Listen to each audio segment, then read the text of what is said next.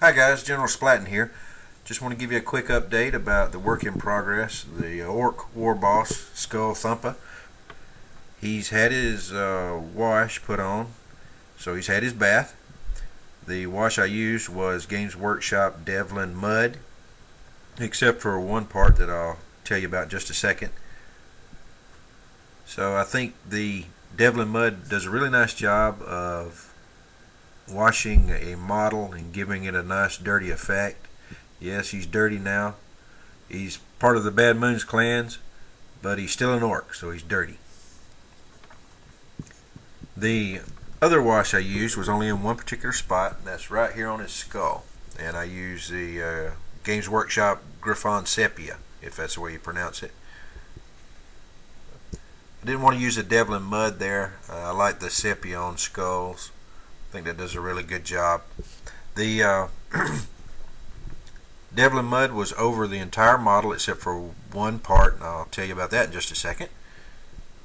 Zooming in here a little closer, it's over the metal, the skin area, the harness, the pants, boots, metal on the shoes, the hair, the banner pole coming around the side here, as you can see, on his secondary guns, and the harness back here, on the tubing and wiring. Gives him just, I think, just the right amount of dirtiness, but it also unifies the whole model, I think, a little.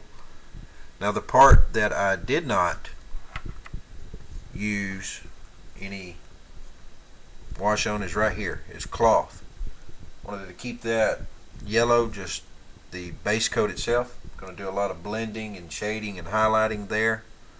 To me, that was one of the focal points of the model. Yes, it is real low, but I think once I get through with it, it'll add a neat effect to the overall figure. Some of you that are really sharp eyes might notice I did do a little alteration on this cloth right here. There was a tab that came straight over in this crease right here, so I cut that out so it looks more like one fold of cloth.